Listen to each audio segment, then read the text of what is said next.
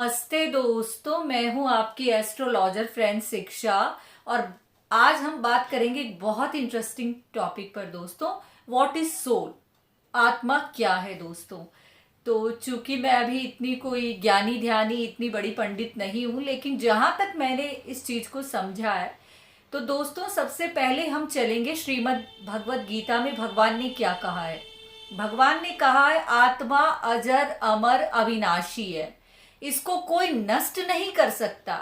यह जैसे वृक्ष के पुराने पत्ते गिर जाते हैं और उसमें नए पत्तों को धारण कर लेता है वृक्ष, ठीक उसी प्रकार से आत्मा एक शरीर को छोड़ के जब जाती है, जब उसकी मृत्यु हो जाती है उस शरीर की, तो आत्मा दूसरा शरीर धारण कर लेती है। और यह प्रक्रिया अनवरत चलती रहती है जब तक कि अगर किसी आत्मा को मोक्ष मिल जाता है तो वो परमात्मा में विलीन हो जाती है। मतलब आत्मा अजर अमर अविनाशी है, इसका कोई नष्ट नहीं कर सकता। अगर हम साइंस की दृष्टि से देखें तो साइंस परमाणु का कॉन्सेप्ट देता है कि हमारा शरीर क्या है, परमाणुओं से मिलके बना है। परमाणु क्या है? न्यूट्रॉन, इलेक्ट्रॉन, प्रोटॉन है, जो अपने आप ही बनते हैं, इनको कभी नष्ट नहीं किया जा सकता। ये अपने आप ही बनते रहते हैं, इनका ना कोई आदि है ना अंत है। तो साइंस भी यही कहता है।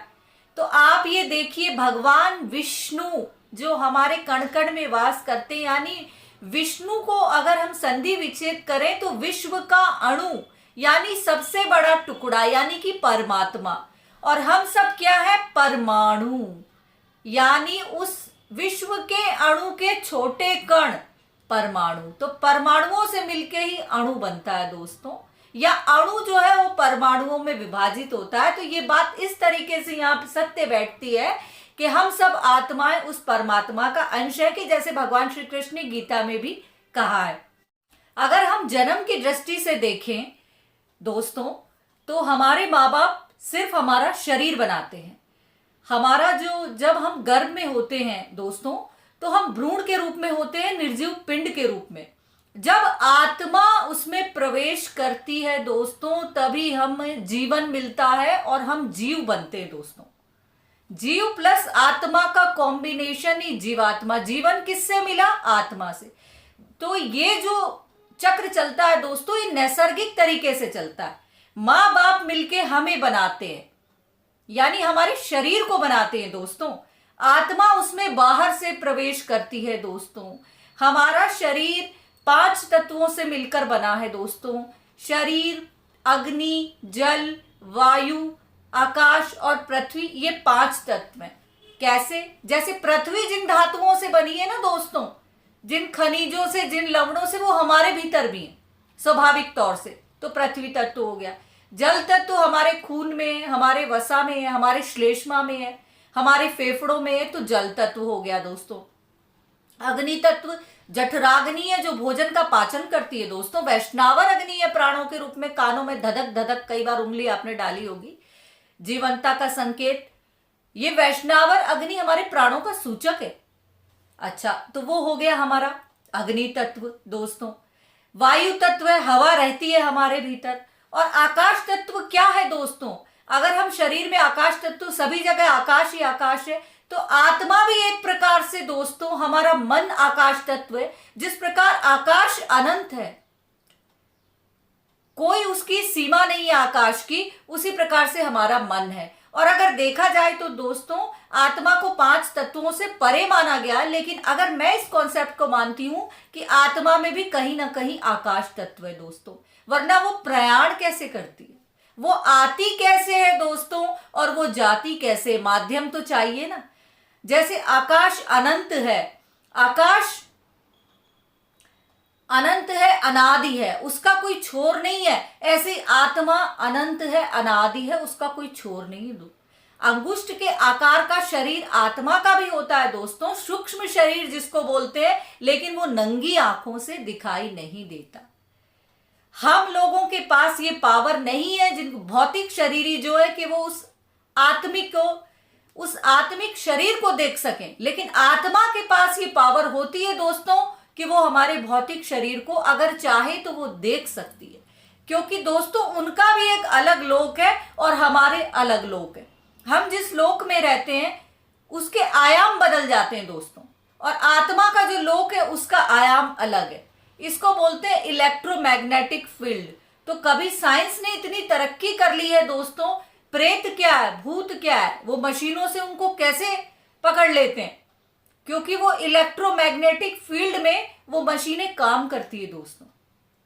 तो कभी साइंस ने बहुत तरक्की कर ली तो देखना आत्माओं से साक्षात्कार फेस टू फेस वो लोग कर पाएंगे दोस्तों। तो साइंस अभी चल रहा है इस मोड में, और मशीनें बनाई हैं जिनसे वो कहते हैं कि हम मृत आत्माओं से बात करते हैं। वो इलेक्ट्रोमैग्नेटिक फील्ड का खेल है दोस्तों। लोक तो सारे ही हैं, बैकुंठ लोक भी है दोस्तों, शिव लोक भी, ब्रह्म लोक भी है, लेकिन हमारे कर्म ही ऐसे नहीं है कि हम उन लोकों तक पहुंच सके। स्वर्ग भी है दोस्तों, 14 लोक बताए गए हैं, कहीं 7 लोकों की चर्चा, वो सब है दोस्तों, इसी ब्रह्मांड में है। लेकिन जैसे हम अंतरिक्ष तक पहुंचे हैं, जैसे हम चंद्रमा तक पहुंचे हैं, हो सकता है कोई भक्त और ये जो योगी और साधक है दोस्तों, ये अपनी साधना से कहीं भी पहुंच जाते हैं, लेकिन हमारी अभी वो स्थिति नहीं आई है। तो मैं ये कहना चाह रही थी, आत्मा शाश्वत है, आत्मा नियत है, आत्मा सनातन है दोस्तों। वैसे तो शरीर पंच तत्वों से बना हुआ है दोस्तों, ये माना गया है, और आत्मा इस शरीर को धारण करती है। ये पंच तत्व आत्मा की वजह से ही कार्य करते हैं दोस्तों।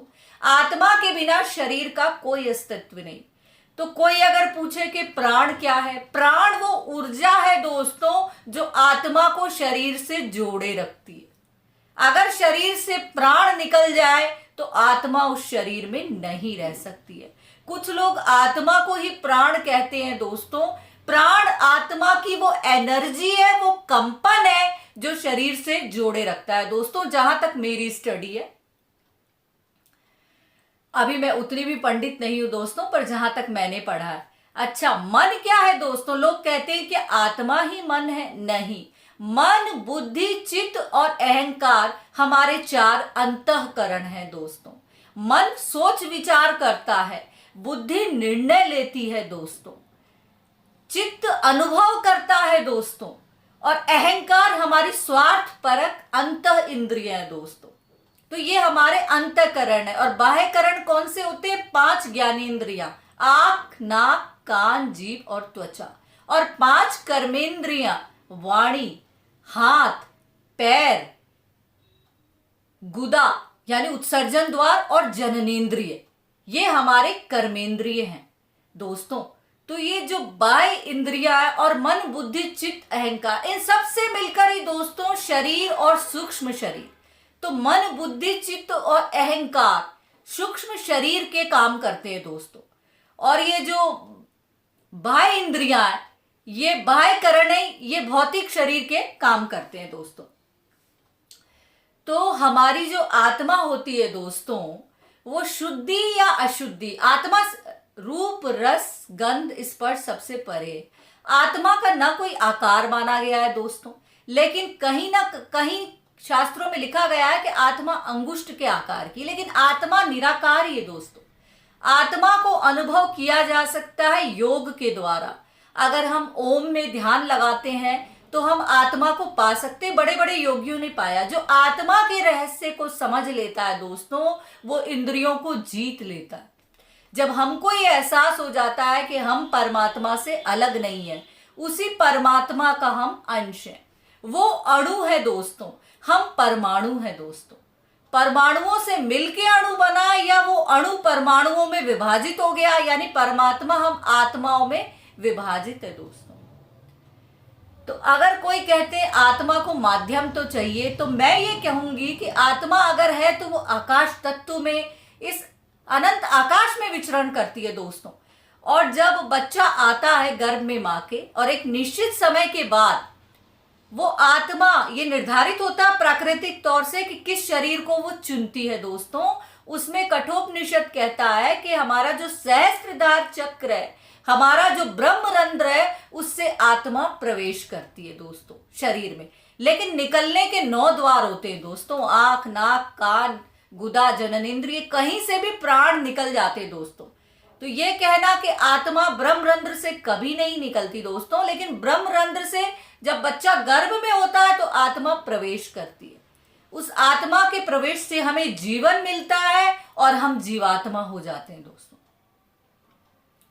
जीवन आत्मा से ही मिलता है और प्राण वो कंपन और ऊर्जा है जो आत्मा और शरीर को जोड़ता है दोस्तों। तो कोई कहता है आत्मा हृदय में रहती है, हृदय में प्राण वायु रहती है दोस्तों। कोई कहता है आत्मा मस्तिष्क में रहती है, आत्मा की कोई जगह नहीं है दोस्तों। साइंस कहती है मस्तिष्क की तंत्रिकाओं में आत्मा रहती है। अब आत्मा तो वो क्वांटम है, वो इलेक्ट्रॉन प्रोटॉन न्यूट्रॉन है साइंस के हिसाब से, जो नष्ट नहीं की जा सकती। इसको कोई नष्ट अपने आप नहीं करता। यह अनादि है, यह अजर है, यह अमर है। जैसे इलेक्ट्रॉन प्रोटॉन न्यूट्रॉन विघटित होते रहते हैं, मिलते रहते हैं, आते रहते हैं, लेकिन इनको कोई नष्ट नहीं कर सकता। ठीक उसी प्रकार से आत्मा। तो साइंस की थ्योरी भी यहां बैठती है और अध्यात्म की थ्योरी भी यहां पर दोस्तों बैठती है। तो मैं ये मानती हूं कि अगर आत्मा आती है, शरीर में प्रवेश करती है, तो कोई ना कोई उसको माध्यम तो चाहिए। इसका मतलब आत्मा में आकाश तत्व कहीं ना कहीं है दोस्तों। या आत्मा वायु के माध्यम से विचरण करती है क्या, ये तो शोध का विषय है दोस्तों। कई जगह माना गया है कि आत्मा का नीला आसमानी सा कलर है। तो वो कलर क्यों है? आत्मा क्या है दोस्तों? एक प्रकाश का पुंज है दोस्तों।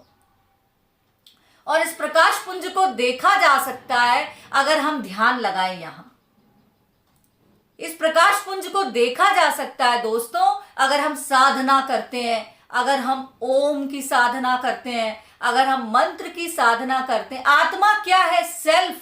सेल्फ को पाना। सोल क्या है दोस्तों? सेल्फ। सेल्फ यानी हम। हमारे शरीर का क्या अस्तित्व है दोस्तों अगर इसको आत्मा छोड़ दे? ये बताइए आप।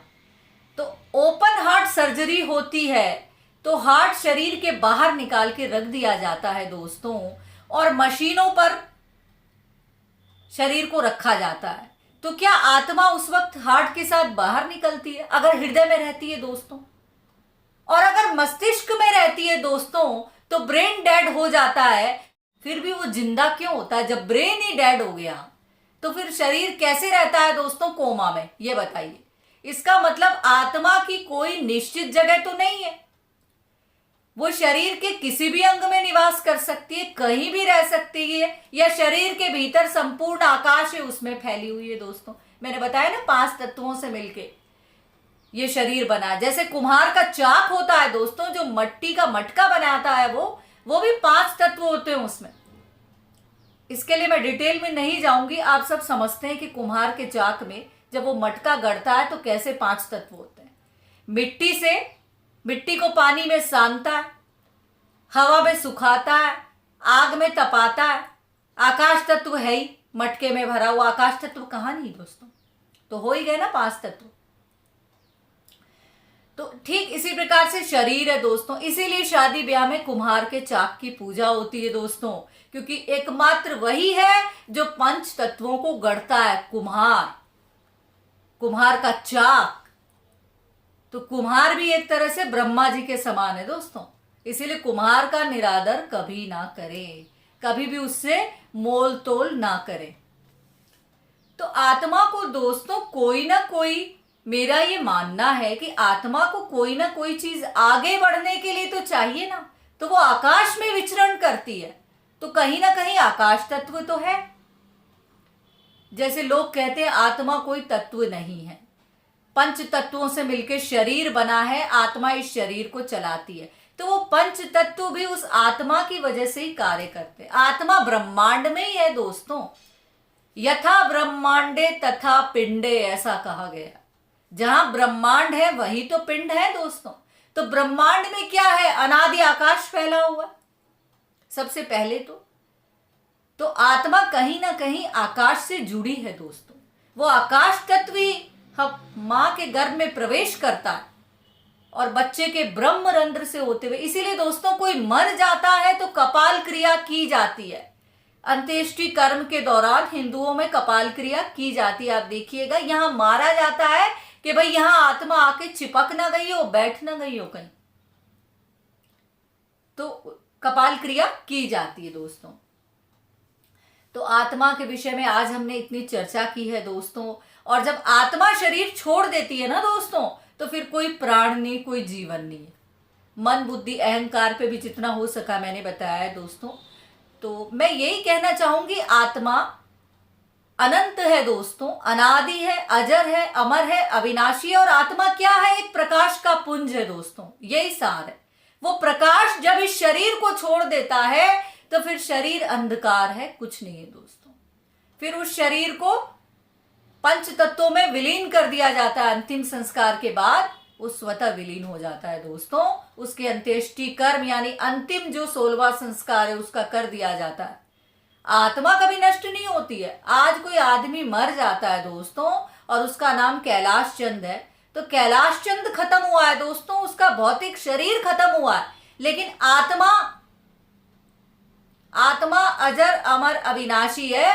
वो दूसरा शरीर धारण कर लेगी। मूलचंद का कर लिया, किसी का भी कर लिया दोस्तों। नाम पे मत जाइए, कोई स्पेसिफिक नेम नहीं है दोस्तों। मैं एक बता रही हूं, वो आत्मा जो छोड़ गई शरीर को, कालू मर गया तो वो बालू का शरीर ले लेगा, किसी जानवर का ले लेगा। कर्मों के हिसाब से जो प्रकृति ने नियत किया है, जो परमात्मा ने नियत किया है, वो शरीर को बदल लेगा। महात्मा गांधी ने कब का शरीर छोड़ दिया दोस्तों, लेकिन आज भी हम उनको याद करते हैं उनके अच्छे कर्मों की वजह से। इसीलिए मैं कहना चाहती हूं कि हम मनुष्य जीवन 84 लाख योनियों में भटकने के बाद मिलता है दोस्तों। न जाने कौन से पुण्य कर्म किए होंगे, तो हम इन पुण्य कर्मों को जारी रखें दोस्तों। अच्छे कर्म करें, किसी से जलन ईर्ष्या का भाव ना रखें, अपना जीवन में स्वयं भी आगे बढ़ें और दूसरों को भी आगे बढ़ने के लिए प्रेरित करते रहें। तो आशा करती हूँ आज का वीडियो पसंद आया होगा तो लाइक करें, सब्सक्राइब करें, शेयर करें, कमेंट करें और ज़्यादा से ज़्यादा लोगों को मेरे बारे में बताएं।